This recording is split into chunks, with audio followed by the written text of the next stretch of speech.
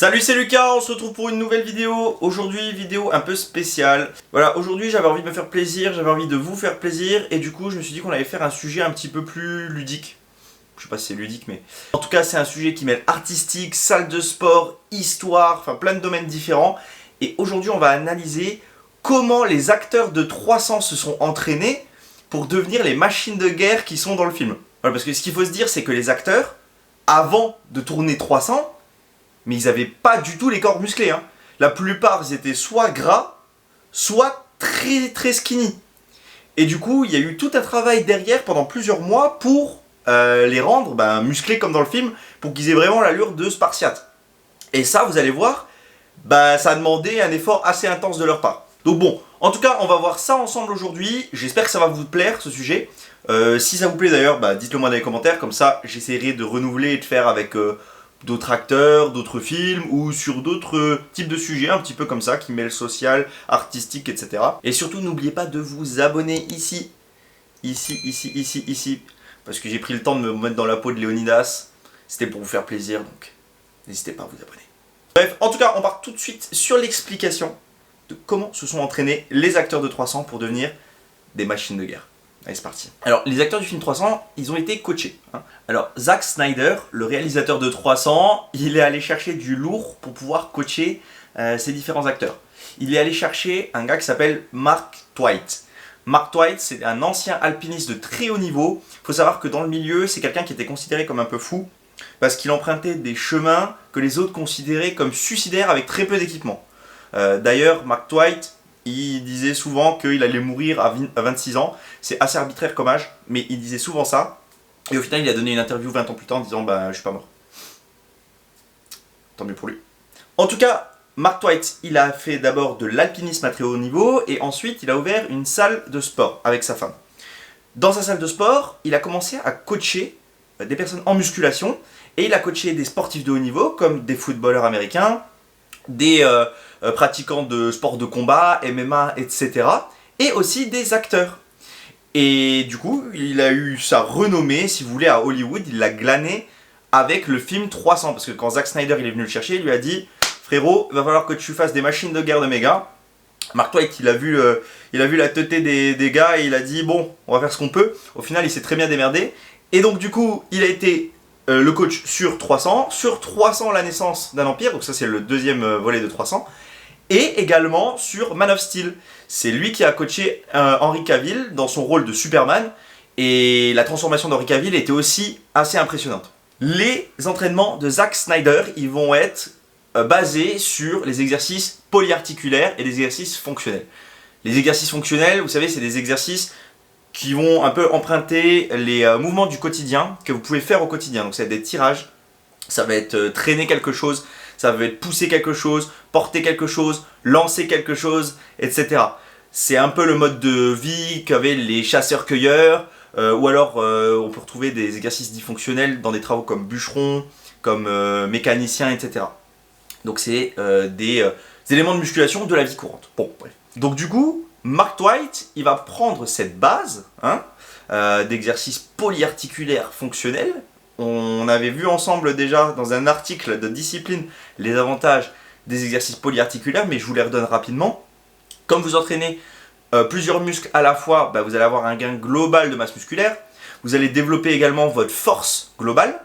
Vous allez pouvoir créer des pics de testostérone naturels grâce au fait de pratiquer des exercices polyarticulaires, donc il y a énormément d'avantages.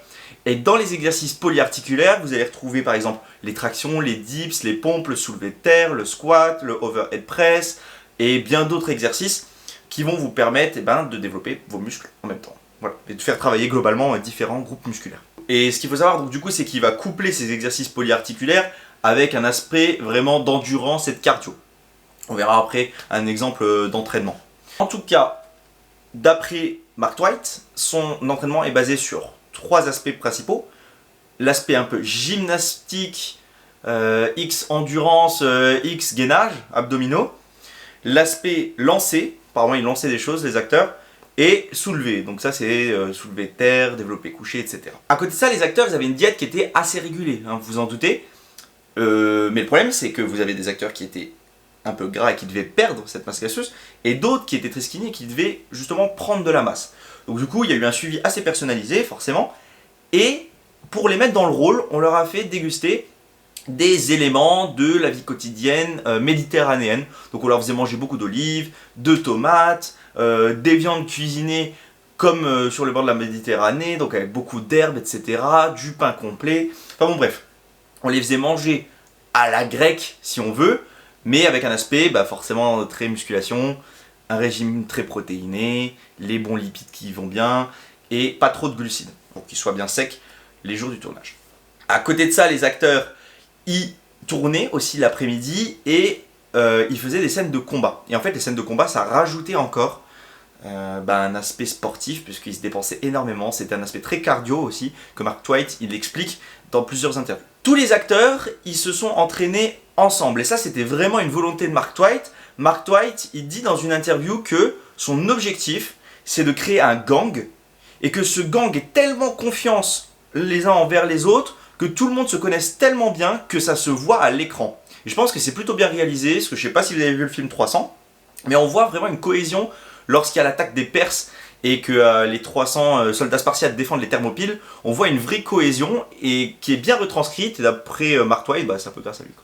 Donc tant mieux, merci Marc. Et donc les acteurs, ils faisaient ces exercices polyarticulaires, comme je vous le disais, couplés avec de l'endurance. En fait, ça ressemblait plus à du crossfit, parce qu'ils enchaînaient les exercices avec très peu de repos, et c'était sous forme de circuit.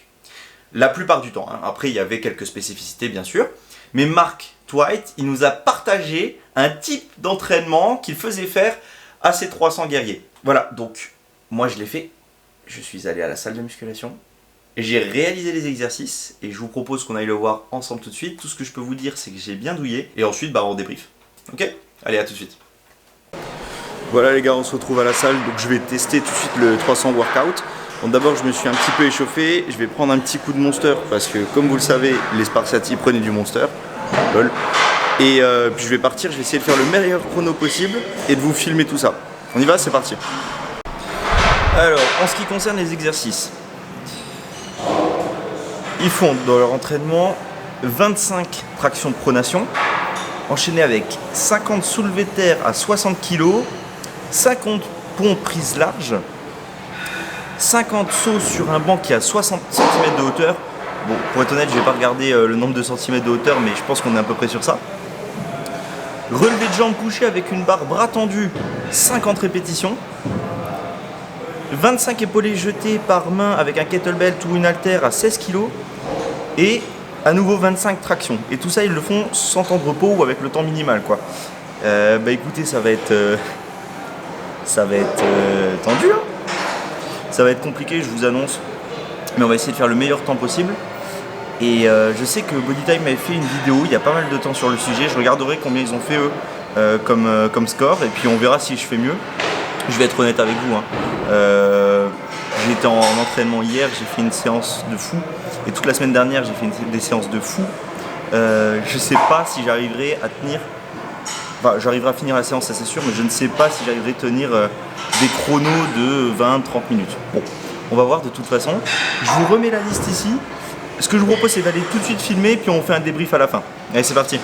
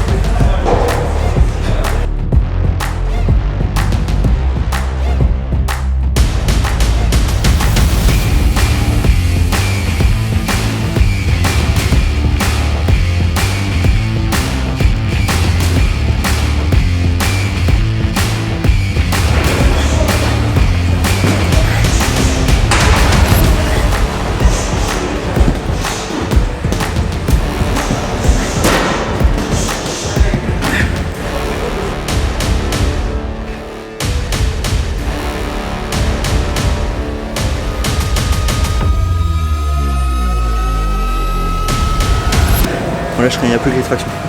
Allez, c'est parti.